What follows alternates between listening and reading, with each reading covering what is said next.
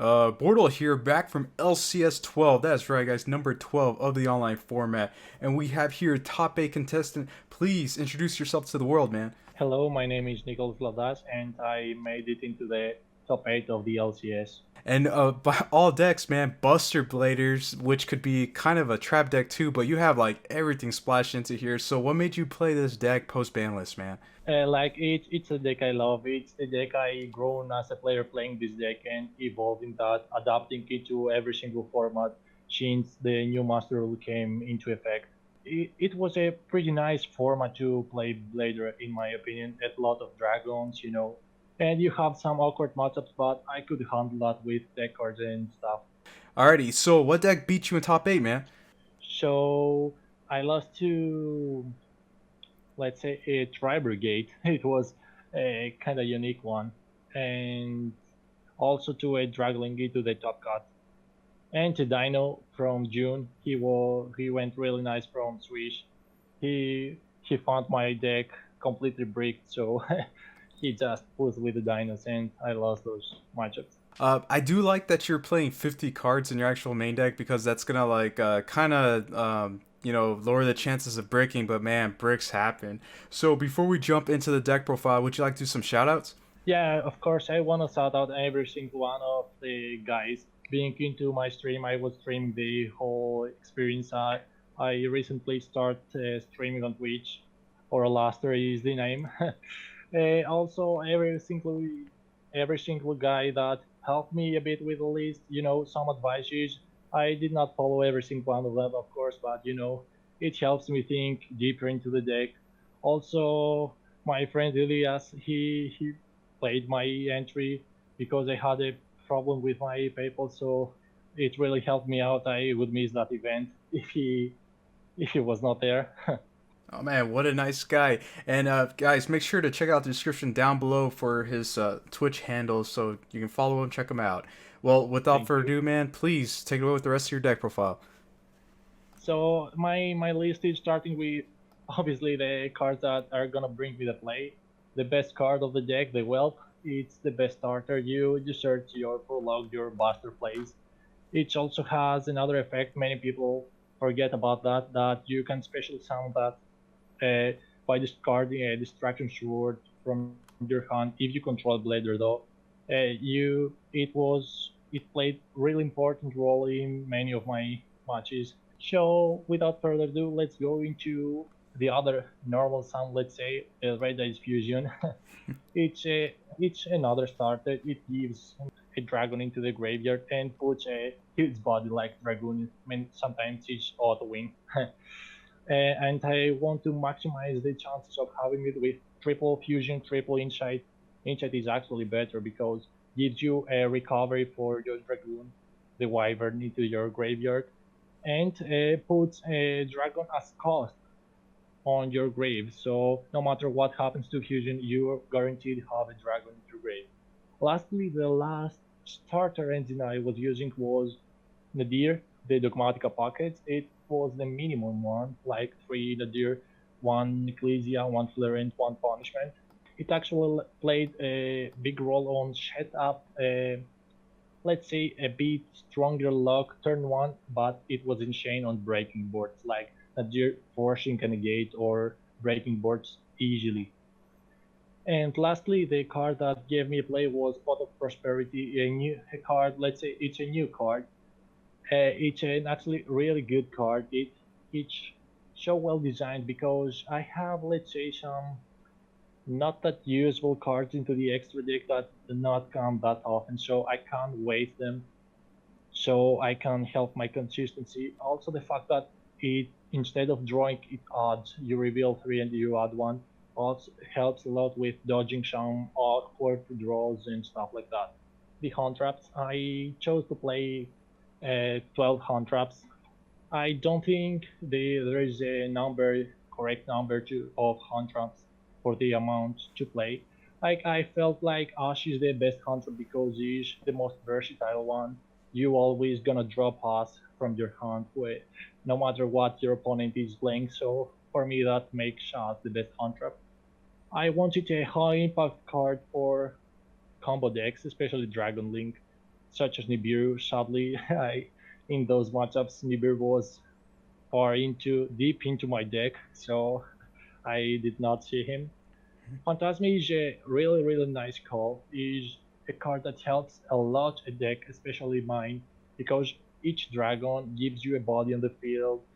Also fixes your hand, which is insane, especially when you have a such a large deck with let's say each a big number of bricks you have in your deck.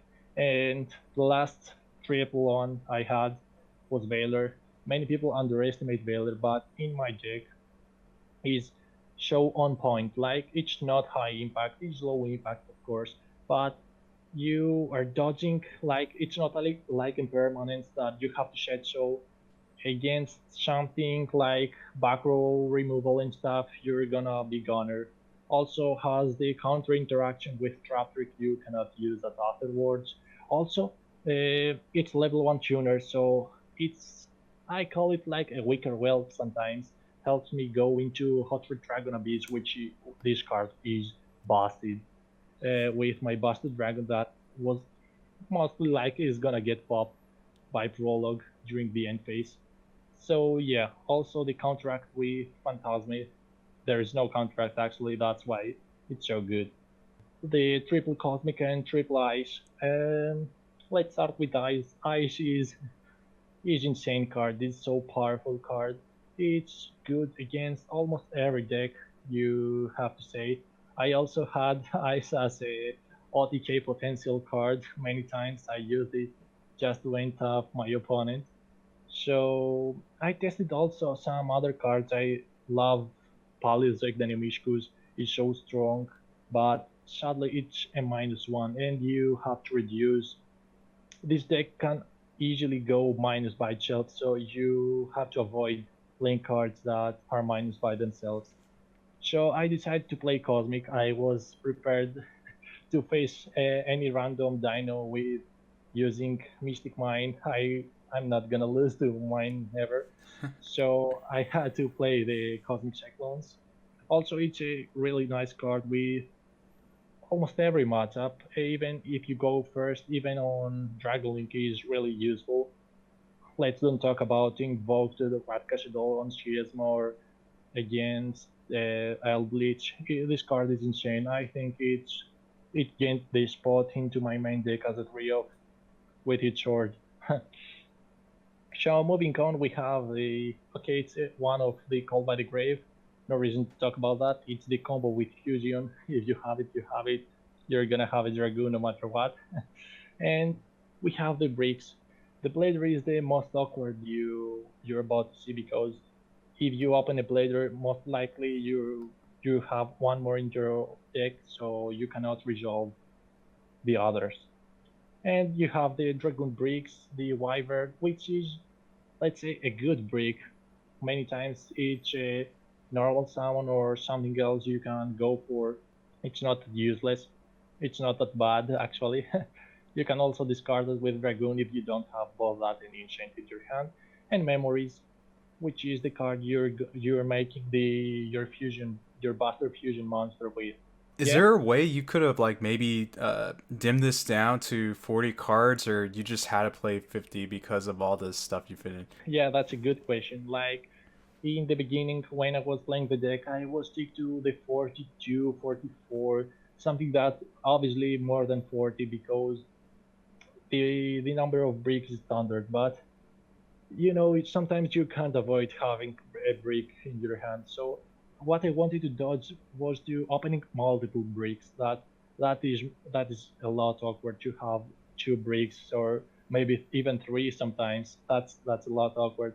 So I decided to go, let's say, into an even bigger number of cards, and I found 50 like quite okay because in that case I was gonna have also let's say consistent side deck to see my cards that often because the other option was go for 60 and less my breaks and stuff. So I think it's the optimal. You can go 48, 52. It doesn't really matter the exact number. It should be just not that less, not that many. That's my call for that at least.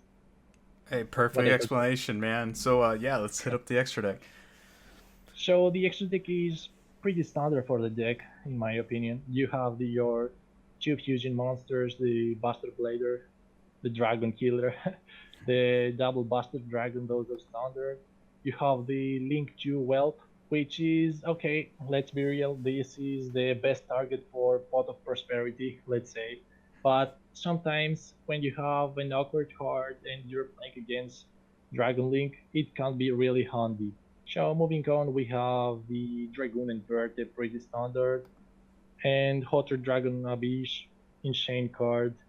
It's really powerful. We have after that the Dogmatika package for the extra deck, one as Dragon, two Elder Entity, and lastly, let's say this is the 15th card of the extra deck, the Tri Brigade monster, which you can chant with Nadir and add the Nikolas, and you can draw a card and put another one to the bottom of your deck.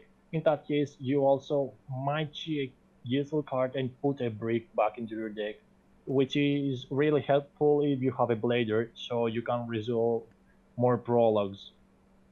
Oh, that's pretty nice. Yeah. So the last card is BLF Link, which is like this card is insane. It's so powerful. It's like a dragoon, but it's more like a tower.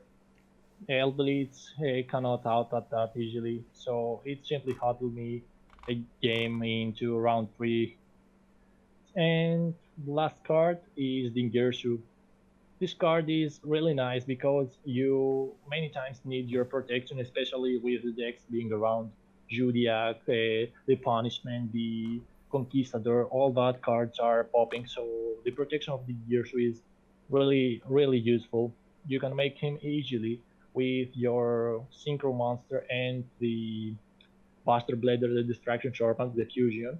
Also with Flare, which is a level 8 monster. Just because your Buster Dragon is gonna get destroyed during the end phase, so you have to do something with that. You either going for Verte, or if you have already access to Dragoon, you go for the Gears, which is an easy out for an opponent Dragoon. Also, it provides the protection. That's all for the extra deck. Also, a Link Rebo for my wealth. So the Chai deck. Here it was. Let's say I had a plan there to avoid going first in mostly control matchups or against mid-range decks. I only was going first, chosen to go first after game 1 only against a combo deck, like mostly like Dragon. Otherwise, I was chosen to go second all the time. And because of that, as you see, the only card that is for going first is only Order. All the others are mostly for going second. So let's start with the Lancia. I think we are in a Lancia format. After Orcas, I think this format is the one you have to play Lancia for sure. It also has the combo with Gamma. I managed to pull off twice during the event. Gamma is, in my opinion, after us, the second best hand trap. It's so versatile, it's so strong, so impactful. Sadly, in my deck, I cannot main deck that. Also, a driver is a vanilla, so it could be a lot awkward. Plus that you cannot summon it during your turn, which is a huge minus for Gamma in my opinion. If you cannot pull it off during your turn, you should side deck that at least. So moving on, we have the Dark Ruler. It's let's say it wipes out the Dragon board. It like mostly also the Tri Brigade matchup that they bring out the Berry statue. That's one of your not that many outs you have if they manage to pull it off. And after that we have the backward hate, like Triple Storm and Harpy's Feather Duster. You have to do that. You have to go blast somehow. You have to make the unfair trades. You have to be really prepared since the plan was anyway to go second post game 1 against those decks. And lastly, the order. If you draw that, most likely you win. It's this card is should be banned. Yeah, that is true. Well, congrats on again on making top 8, and thank you again for being on the channel, man. Thank you. If you're not part of Bortle Nation, sub for Bortle. It's that easy and it's free. Oh god, yes. Bortle out.